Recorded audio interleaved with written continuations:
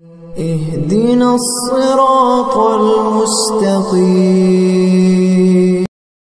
بسم اللہ الرحمن الرحیم. سبح اسم ربک العالی الذی خلق فسوى والذی قدر فہدى والذی اخرج المرعى فجعله غثاء احوى. یہ صورت بھی آپ صلی اللہ علیہ وسلم کی ہجرت سے پہلے مکہ مکرمہ میں نازل ہوئی. اس میں 19 آیتیں اور ایک رکوع ہے. اس صورت میں خداوند قدوس کی قدرت کاملہ سے استدلال کر کے نبوت اور آخرت کا اس بات کیا گیا ہے، اور اس کے اندر 4 باتیں ہیں.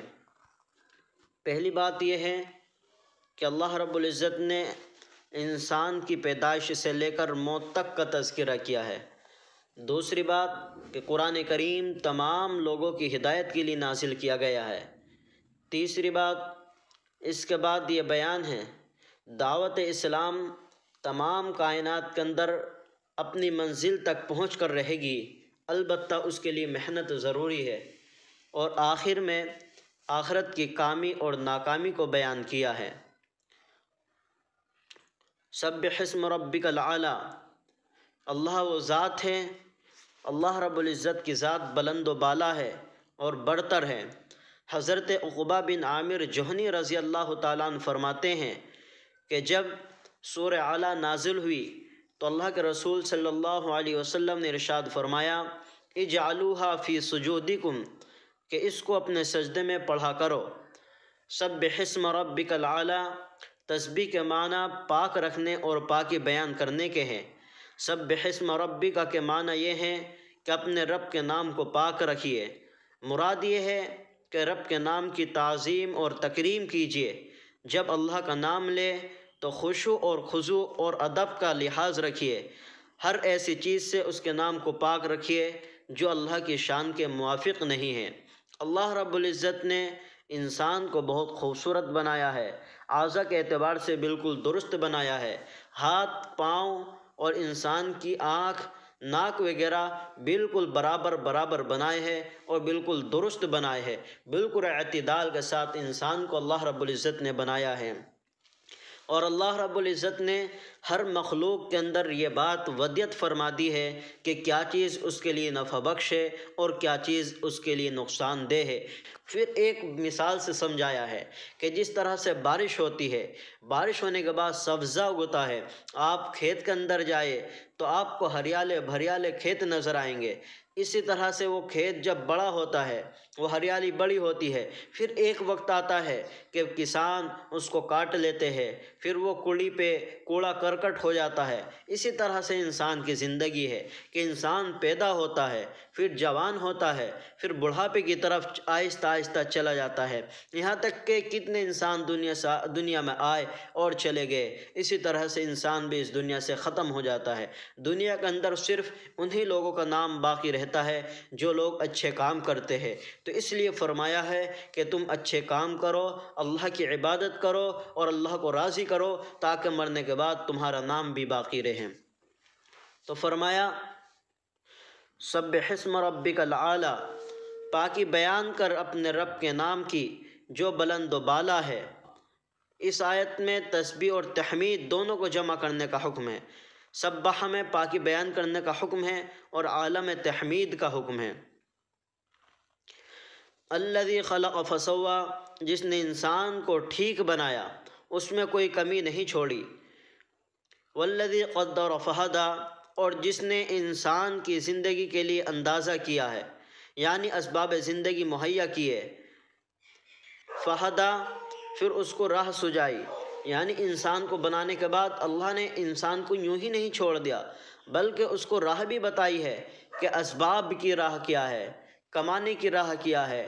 ہر مخلوق کے اندر یہ بات اللہ نے پیدا فرما دی ہے کہ اس کو رزق اپنا کہاں سے حاصل کرنا ہے اور کیا رزق اس کے لیے نفع بخش ہے اور کیا رزق اس کے لیے نقصان دہ ہے.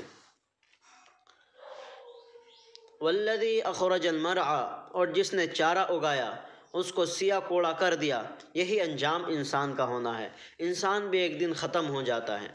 سنقرئک فلا تنسى الا ما شاء اللہ انہ یعلم الجہر وما یخفی، یہاں سے اللہ رب العزت نے دوسرا مضمون سمجھایا ہے کہ قرآن ہدایت کے لیے نازل ہوا ہے اور اس میں حسب مصلحت تبدیلی کی جاتی ہے۔ انسان روح اور بدن دونوں کے مجموعہ کا نام ہے۔ اللہ رب العزت نے انسان کے بدن کو مٹی سے پیدا کیا ہے تو اس کی غذا اور اس کی دوا بھی مٹی میں رکھ دی ہے۔ اللہ نے روح کو آسمان سے نازل کیا ہے تو اس کی غذا اور دوا بھی قرآن اور اس کی شرح حدیث پیغمبر صلی اللہ علیہ وسلم کی شکل میں آسمان سے نازل کی ہے۔ قرآن کریم تمام کائنات کے ہدایت کے لیے نازل کیا گیا ہے۔ جب آپ صلی اللہ علیہ وسلم پر قرآن کریم نازل ہوتا تھا تو آپ صلی اللہ علیہ وسلم بھولنے کے ڈر سے اس کو جلدی جلدی پڑھنے لگتے تھے کہ کہیں بھول نہ جائے، تو آپ صلی اللہ علیہ وسلم کو اس عمل سے منع کیا گیا کہ پیغمبر صلی اللہ علیہ وسلم اس کا یاد کرا دینا، اس کا محفوظ کرا دینا ہماری ذمہ داری ہے، آپ کو اس کی کوئی فکر نہیں کرنی۔ آپ صلی اللہ علیہ وسلم کو قرآن یاد ہو جاتا تھا اور پکا یاد ہو جاتا تھا۔ آپ صلی اللہ علیہ وسلم بے تکلف اس کو لوگوں کے سامنے پڑھتے تھے، پھر آپ صلی اللہ علیہ وسلم قرآن کا کوئی حصہ نہیں بھولتے تھے۔ ہاں البتہ جب کوئی آیت منسوخ کرنی ہوتی یعنی احکام میں تبدیلی کرنی ہوتی تو آپ صلی اللہ علیہ وسلم پرانی آیت بھول جاتے اور اس کی جگہ نئی آیت یاد ہو جاتی، کیونکہ نسخ کی ایک یہ بھی صورت تھی۔ احکام میں یہ تبدیلی بندوں کی مصلحت سے ہوتی تھی۔ اللہ تعالیٰ بندوں کے سب کھلے چھپے احوال سے واقف ہیں، وہ بندوں کی جیسی مصلحت دیکھتے ہیں، احکام بھیجتے ہیں۔ فرمایا سنقرئک فلا تنسا، کہ ہم آپ کو پڑھائیں گے پیغمبر صلی اللہ علیہ وسلم، پھر آپ نہیں بھولیں گے، الا ما شاء اللہ، مگر جو اللہ تعالیٰ چاہے، انہ یعلم الجہر وما یخفی، بے شک اللہ رب العزت زور سے کہی ہوئی بات اور چھپی ہوئی باتوں کو جانتے ہیں۔ وَنُيَسِّرُكَ لِلْيُسْرَىٰ فَذَكِّرْ إِن نَّفَعَتِ الذِّكْرَىٰ سَيَذَّكَّرُ مَن يَخْشَىٰ وَيَتَجَنَّبُهَا الْأَشْقَىٰ الَّذِي يَصْلَى النَّارَ الْكُبْرَىٰ ثُمَّ لَا يَمُوتُ فِيهَا وَلَا يَحْيَىٰ۔ یہاں سے اللہ رب العزت نے تیسری بات بیان فرمائی ہے کہ اللہ رب العزت آپ صلی اللہ علیہ وسلم کو آسان منزل تک بتدریج پہنچائیں گے۔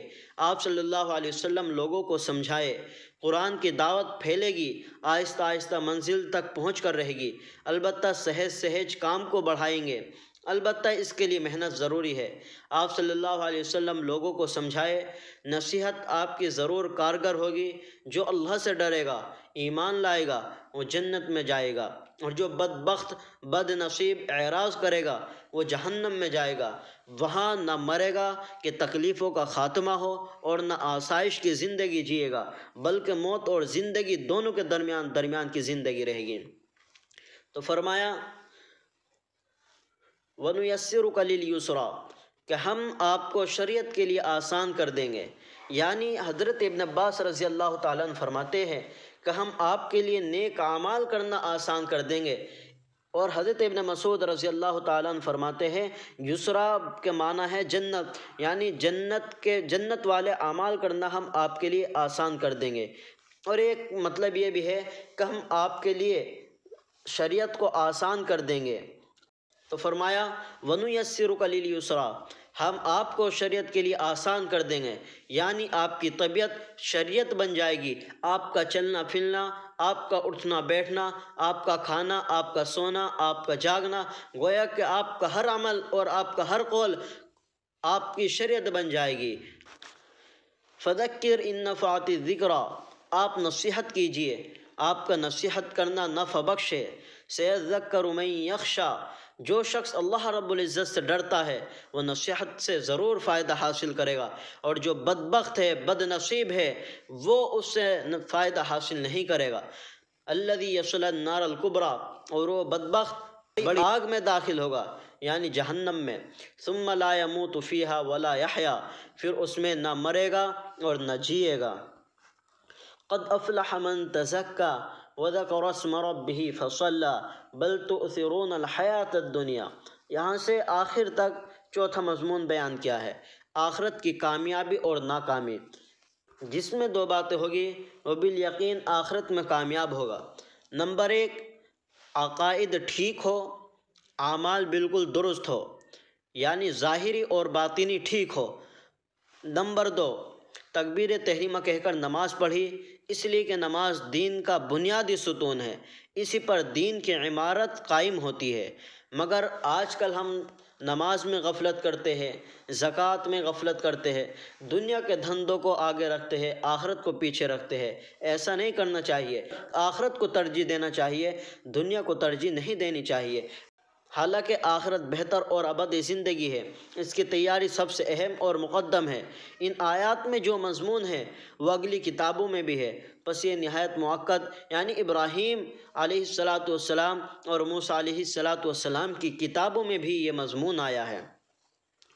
تو فرمایا قد افلح من تزکا وذکر اسم ربہ فصلی، بلا شبہ کامیاب ہوا وہ شخص جو پاک صاف ہو گیا، وذکر اسم ربہ فصلی، اور اس نے اپنے رب کا نام لیا پھر نماز پڑھی۔ بل تؤثرون الحیات الدنیا، بلکہ تم دنیاوی زندگی کو ترجیح دیتے ہو، بلکہ آخرت بہتر اور ہمیشہ رہنے والی ہے۔